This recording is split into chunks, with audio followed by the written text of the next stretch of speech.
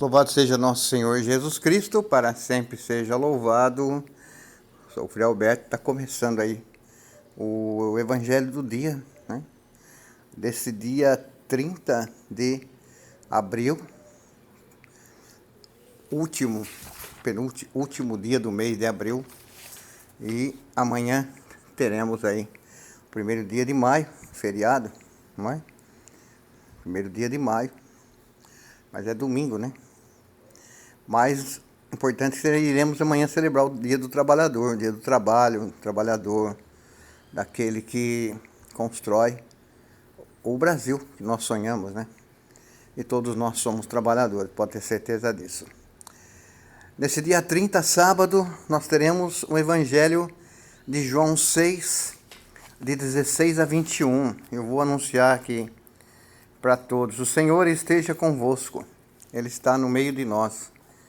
Proclamação do Evangelho de Jesus Cristo segundo João. Glória a vós, Senhor. Ao cair da tarde, os discípulos desceram ao mar. Entraram na barca e foram em direção a Cafarnaum, do outro lado do mar. Já estava escuro e Jesus ainda não tinha vindo ao encontro deles. Soprava um vento forte e o mar estava agitado. Os discípulos tinham remado mais ou menos 5 quilômetros, quando enxergaram Jesus andando sobre as águas e aproximando-se da barca. Ficaram com medo. Mas Jesus disse: Sou eu, não tenhais medo.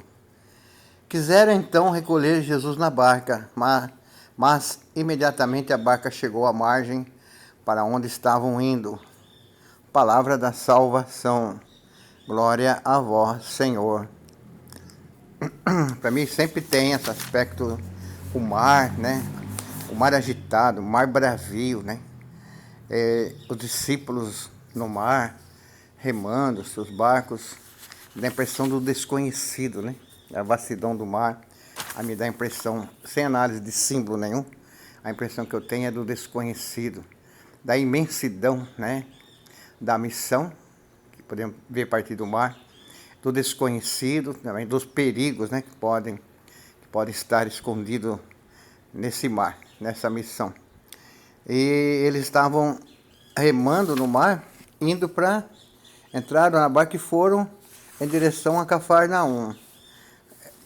É o lugar onde a gente vemos o grupo de Jesus descansando sempre. Cafarnaum, para mim, está muito ligado ao momento de descanso do grupo, de encontro, né? Fico imaginando que às vezes cada um ia para um canto, voltavam, eles vinham, se encontravam, atravessavam o mar, iam para Cafarnaum juntos, viviam ali um tempo, voltavam para a missão, né? Lugar de encontro, lugar de descanso, Cafarnaum, do outro lado do mar. E já estava escuro, então ele começa a pintar que momento que aconteceu isso que o Evangelho está narrando. Estava escuro e Jesus não estava com eles. Jesus ficou para trás, né? Com certeza no meio das pessoas, né? Ajudando, curando, dando palavras de vida para aqueles que procuravam, né?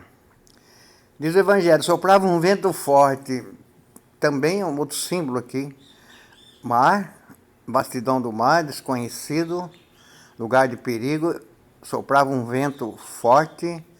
Para mim também está muito ligado com a missão, está ligado com os perigos da missão, com as dificuldades que os discípulos estavam enfrentando, perseguições de todos os lados, né? O vento estava muito agitado, o tempo não estava bom, vamos dizer na gíria, as coisas não andavam bem. O mar está agitado, está perigoso. Os discípulos tinham remado mais ou menos 5 quilômetros quando enxergaram Jesus andando sobre as águas e aproximando-se da barca, e ficaram com medo, porque nunca tinham visto aquilo. Como que alguém vai caminhar sobre as águas? Eu ficaria com medo também, acho que você também. De repente você está lá no meio do rio, né? E lá no rio Tietê, lá pescando, com um barquinho, vem alguém andando sobre as águas, você vai pensar o quê, né? Que é um fantasma, ou que é algum bicho, ou alguma coisa estranha, né? E então eles tiveram medo do desconhecido ali, porque até então Eles conheciam Jesus, ouviam Jesus falar tanto dele, que veio do Pai, tudo vem do Pai. A santidade de Jesus estava sendo pintada de forma linda nas suas atitudes, mas até então andar sobre as águas para eles era novidade. Ficaram com medo, medo do desconhecido. Aí eu lembro sempre, o medo é aquilo que me bloqueia, o medo é aquilo que me deixa confuso. Com medo, o medo me tira minhas energias, estou falando de mim mesmo, né? Nem estou falando do Evangelho. A ação do medo na sua vida também, se você perguntar que você está com medo, você começa a tremer, começa a gelar, suar frio, né? Nada me tira minha alegria mais do que o medo. Eles também ficaram com muito medo.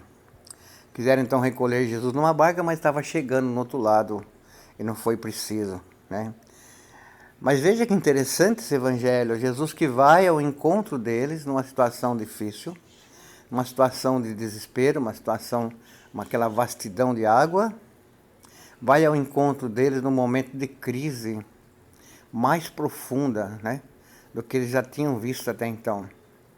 Momento de dúvida do grupo. O grupo talvez não soubesse muito o que fazer, perdidos, sempre tinham um problema com a autoridade, problema com outra. Jesus, que era compreendido num lugar, de repente não era compreendido em outro.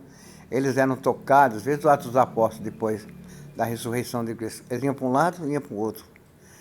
As pessoas expulsavam eles de um lado e iam para o outro. Chegava lá e era expulso também. O medo das perseguições que estava se desenhando contra eles, né? Para mim está claro, patente isso aqui, nesse evangelho, né? Então Jesus vai ao encontro dele para quê? Para dizer assim, vamos aumentar o medo de vocês? Não. Para dizer, não tenham medo, estou com vocês, né? Meu Pai, nosso Pai que está no céu, não vai deixar que as coisas aconteçam para vocês. Quanto a mim, Jesus deve ter falado, já está reservado. Está reservado, né? Eu sei o que eu vou passar, eu sei com o que eu estou vivendo. Para quê? Para quem? Qual é o fim, né? Ou o começo da nova vida, a ressurreição. Vocês não, fiquem tranquilos.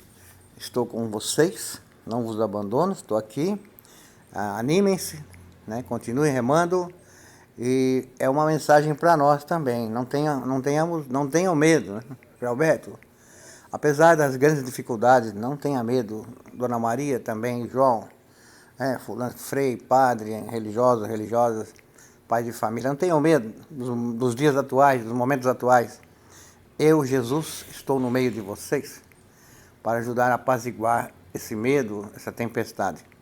Que Ele esteja realmente na sua vida, na minha vida, na vida de todos nós, nesse sábado. Deus abençoe você, sua família. Fique na paz. À noite temos a oração da noite. Compartilhe o nosso trabalho. Dê um joinha aí, ó. Dê um joia. É muito importante para o nosso trabalho a sua participação. Beijo no seu coração. Tchau. Um abraço.